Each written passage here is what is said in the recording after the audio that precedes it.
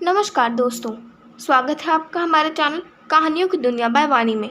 तो हमारी आज की कहानी है शिकायत करना छोड़ो, एक प्रेरणादायक कहानी। तो चलिए शुरू करते हैं। आकाश एयरपोर्ट से बाहर निकला और कैब का इंतज़ार करने लगा। वह कैब पहले ही बुक कर चुका था। वह सोच रहा था कि कैब सही समय पर आ जाए और सही समय पर उसे गंतव्य पहुंचा दे। कुछ ही देर में एक शानदार चमचमाती हुई कार उसके पास आकर रुकी, जिसे देख आकाश एक पल को चौंका कि क्या ये उसके द्वारा बुक की गई कैब ही है। उसका अंदाज़ा सही था, वो वही कैब थी। कार से एक ड्राइवर बाहर आया और उसने आकाश के लिए कार के पीछे का दरवाज़ा खोला। आकाश के बैठते ही उसने कागज़ का एक पन्ना उसे पकड़ा दिया और बोला, सर, इस कागज़ पर हमारा मिशन स्टेटमेंट लिखा हुआ है। आप आराम से बैठकर इसे पढ़ लीजिए, तब तक मैं आपका सामान डिक्की में डाल देता हूँ। ओह! चौंकते हुए आकाश ने वह मिशन स्टेटमेंट ले लिया और उसे पढ़ने लगा। उसमें लिखा हुआ था, हमारी कैब सर्विस में आपका स्वागत है। हम आपको आपके डेस्टिनेशन तक सस्ते दाम पर सुरक्षित तरीके से और जल्द से जल्द पहुंचाने की कोशिश करेंगे। आपको किसी प्रकार की दिक्कत का सामना नहीं करना पड़ेगा। आपकी यात्रा मंगलमय रहेगी। वह मिशन स्टेटमेंट पढ़कर आकाश के चेहरे पर एक मुस्कुराहट छा गई। फिर उसने कार के भीतर एक नज़र डाली। कार साफ सुथरी थी। तब तक कैब ड्राइवर ड्राइविंग सीट पर बैठ चुका था। उसने पलटकर आकाश से पूछा, सर, एसी का टेम्परेचर ठीक है? यदि इसे बढ़ाना या घटाना हो तो आप बेझिझक मुझे बताइए। आकाश ने कहा, नहीं, इसकी ज़रूरत नहीं है। एसी का टेम्परेचर ठीक है।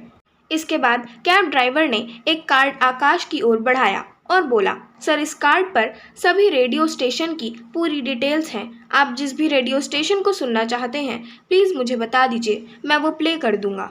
आकाश ने कार्ड ले लिया। फिर कैब ड्राइवर ने कहा, सर, आज से सारे न्यूज़पेपर्स भी यहाँ उपलब्ध हैं।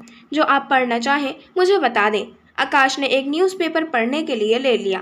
कैब ड्राइवर ने फिर पूछा, सर, आप चाय या कॉफ़ी कुछ लेंगे? आकाश ने जवाब दिया, एक्चुअली मुझे सॉफ्ट ड्रिंक चाहिए। आपके ठीक सामने एक छोटा सा फ्रिज है सर, आपको वहाँ चिल वाटर मिल जाएगा। सॉफ्ट ड्रिंक्स की कुछ वैरायटी मिल जाएगी। चाहे तो आप आइसक्रीम भी खा सकते हैं। आकाश कार में दी जा रही फैसिलिटी से हैरान था। वह इन्हीं सब के बारे में सोच रहा था कि कैब ड्राइवर फिर से बोला, सर, आप इस शहर के बारे में कुछ पूछना चाहते हैं तो मैं आपको यहाँ के बारे में बता सकता हूँ। इस तरह आपको यहाँ की जानकारी भी हो जाएगी और रास्ता भी आसानी से कट जाएगा। आकाश ने शहर के बारे में तो नहीं पूछा, लेकिन एक सवाल जो बहुत देर से वह सोच रहा था वह पूछ लिया, भाई, तुम मुझे ये बताओ कि क्या तुम हमेशा हर कस्टमर को इसी तरीके से ट्रीट करते हो, इसी तरीके से बात करते हो, उसे ये सारी फैसिलिटी देते हो?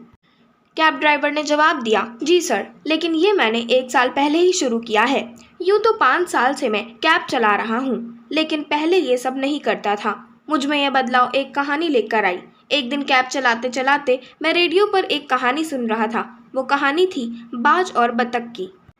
उस कहानी में बताया गया था कि बत्तख कैसे क्वाक क्वाक कर कर हमेशा शिकायतें करती है, वहीं बाज हमेशा ऊपर आकाश में उड़ता रहता है। उस कहानी में ये बताया गया था कि यदि हमें कुछ अलग बनना है तो इस दुनिया से कुछ अलग करना होगा। बस ये कहानी मेरे दिमाग में घर कर गई। मैंने अपने साथी कैब ड्राइवर्स को देखा तो पाया कि जो काम मैं कर रहा हूँ वे सभी कर रहे हैं। वे दिन भर थक हार कर काम करते हैं और ज़िंदगी से शिकायतें करते रहते हैं। मैं भी ऐसा ही कर रहा था, लेकिन उस दिन मैंने सोचा कि मुझे कुछ अलग करना चाहिए। बस उस दिन से धीरे धीरे अपनी कैब को बदलना शुरू किया। धीरे धीरे एक एक फैसिलिटी ऐड करनी शुरू की और आज तक कर रहा हूँ। आप बहुत लकी हैं सर कि आपको आज मेरे साथ ड्राइव पर आने का मौका मिल गया, क्योंकि मेरी कैब हमेशा बुक रहती है।